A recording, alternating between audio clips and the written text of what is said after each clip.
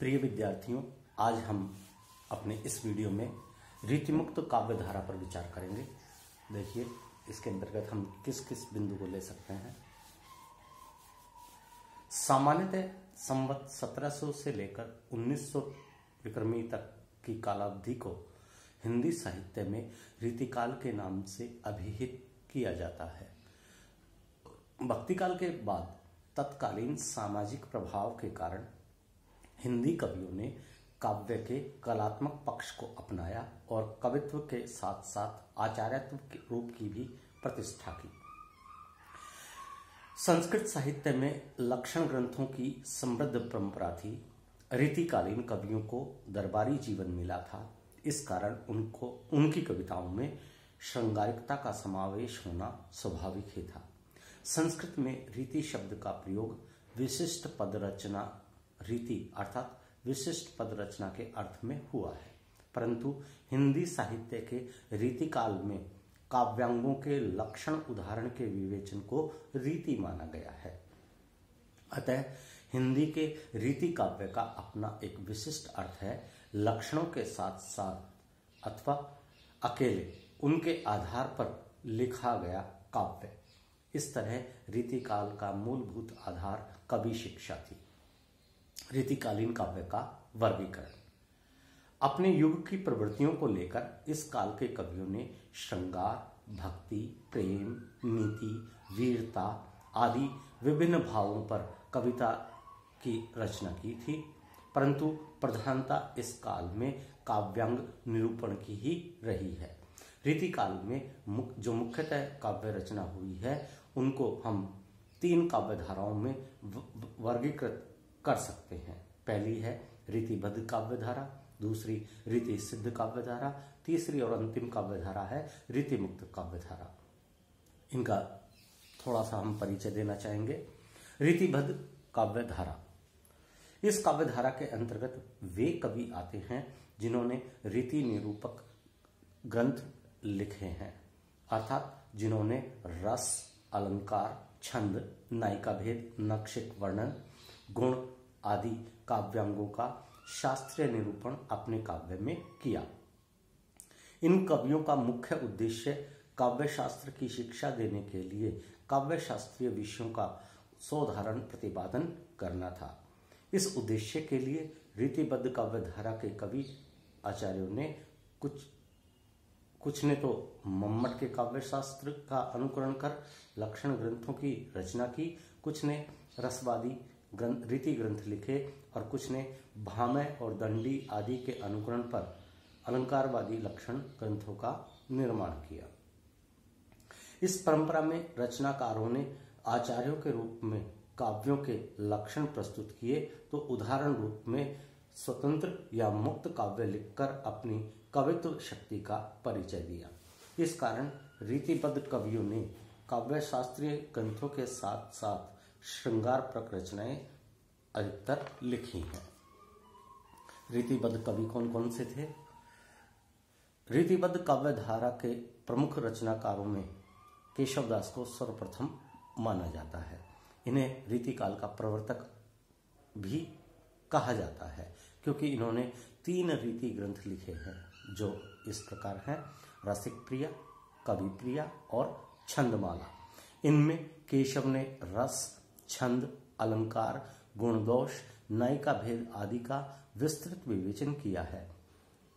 रीतिबद्ध काव्य धारा के अन्य आचार्य कवियों में कृपाराम, चिंतामणि, सेनापति, श्रीपति, सुरती मिश्र, देव, रसिक, गोविंद, मतीराम, तोष, भिखारी दास, पद्माकर, भूपति, शंभुनाथ मिश्र आदि के नाम लिए जा सकते हैं।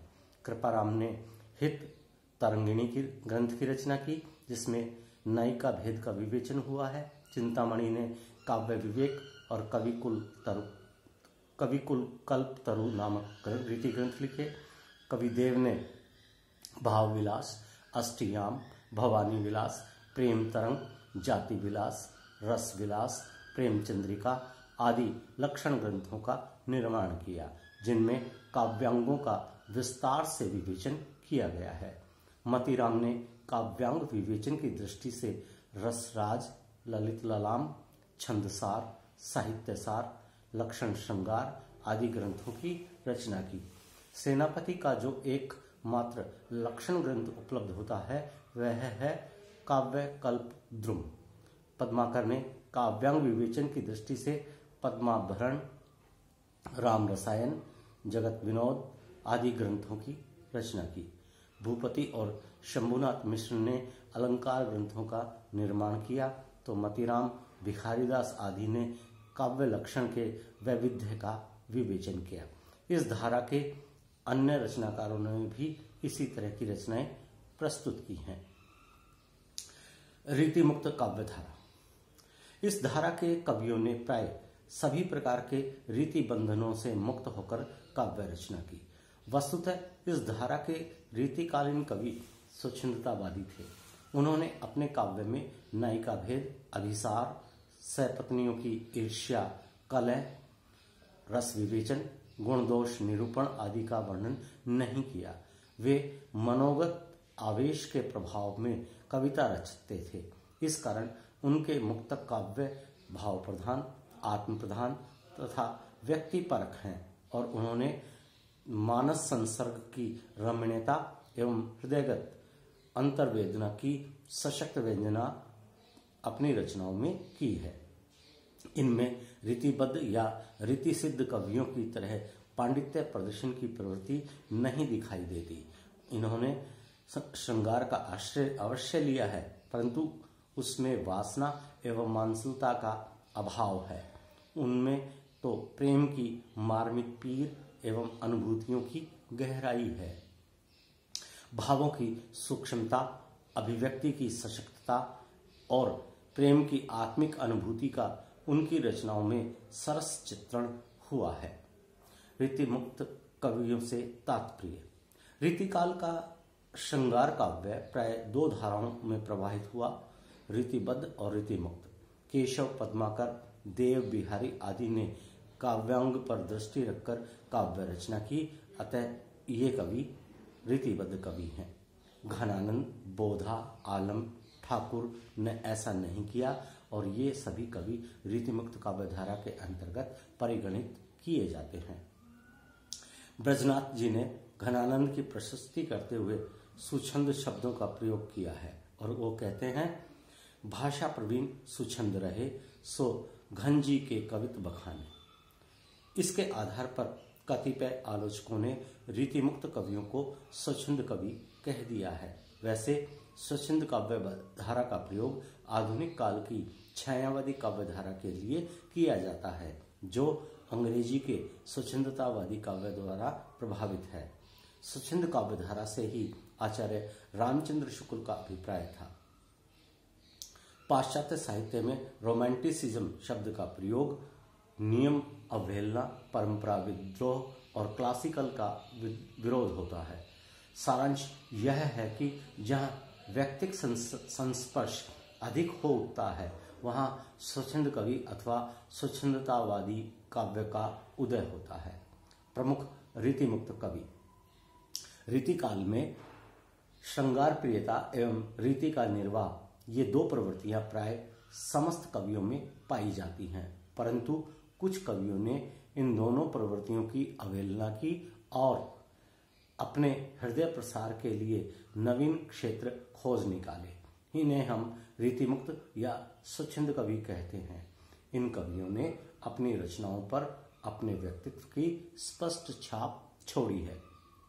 इन रीतिमुक्त अथवा स्वच्छंद कवियों में प्रमुख रूप से उल्लेखनीय कवि हैं कवि घनानंद, बोधा, आलम, ठाकुर, द्विजदेव। इन कवियों के लिए काव्य हृदयगत भावना का सहज व्यापार है। इन्होंने मन की भावना का निश्चल प्रकाशन किया है। ब्रजनाथ जी के शब्दों में घनानंद की कविता समझने के लिए हृदय की आंखें चाहिए और वो कहते हैं, समुझे कविता घनानंद की, ये आंखिन नेह की पीर तकी। तो प्रिय विद्यार्थियों, आज के इस वीडियो में बस इतना ही। अब अगले वीडियो में हम रीतिमुक्त काव्य की सामान्य विशेषताओं पर विचार करेंगे। धन्यवाद।